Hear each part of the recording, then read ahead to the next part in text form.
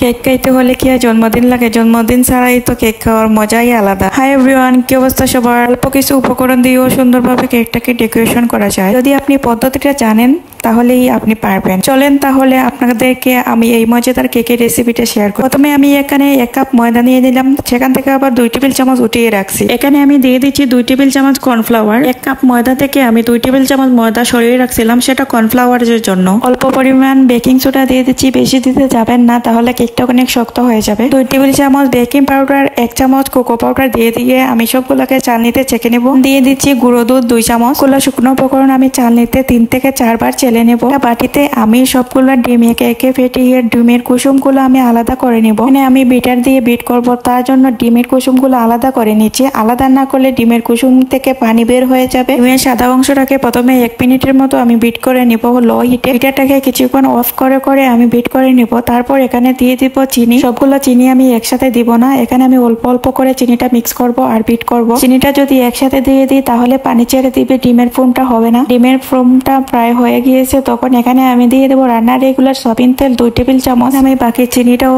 Add করে দেবো। এখানে ডিমের ফোমটা প্রায় হয়ে গিয়েছে, এখানে আমি ডিমের কুসুমটা করে দিয়ে দিব। দিয়ে কিছুক্ষণ আরো বিট করবো। কাঁচা গন্ধ যাতে না থাকে তার জন্য দিয়ে দিচ্ছি আমি এখানে এসেন্স। আরো কিছুক্ষণ বিটারটাকে অন করে অফ করে আমি বিট করে নিব।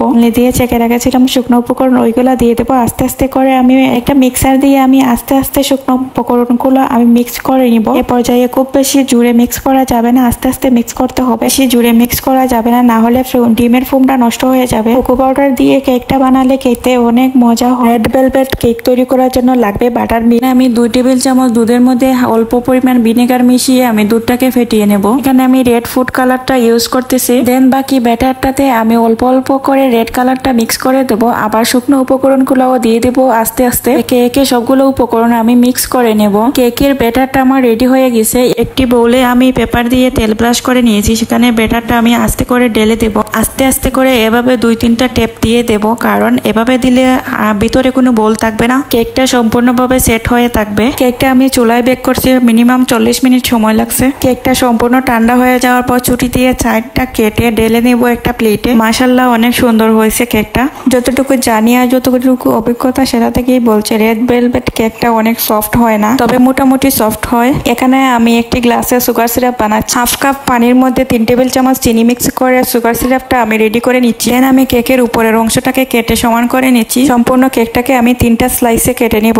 ছোট ছোট টুকরাগুলোকে আমি ফেলে দেব না, এগুলা ব্লেন্ড করে আমি উপরের কেকের ডেকোরেশনের জন্য রেডি করব। কেকের অপরিশিষ্ট অংশগুলোকে আমি একটা তাওয়াতে একটু গরম করে নিব। তাওয়াতে একটু মসমসো করে নিলে ব্লেন্ড করতে সুবিধা হয়, অনেক জোরে হয়। দেখতে এটা মোটামুটি ব্রেড ক্রামসের মতোই দেখতে দেখা যায়। দেন কেকের ক্রিমটাকে আমি এখানে রেডি করব। একটা মিক্সিং বোলে 1/2 কাপের মতো ক্রিম নিচ্ছি। এটা কিছুক্ষণ আমি বিট করে নেব। ক্রিমটাকে লো হিটে আস্তে আস্তে বিট করে নিতে হবে। প্রথমে লো হিট, তারপর একটু হাই হিটে বিট করলে ক্রিমটা রেডি হয়ে যাবে।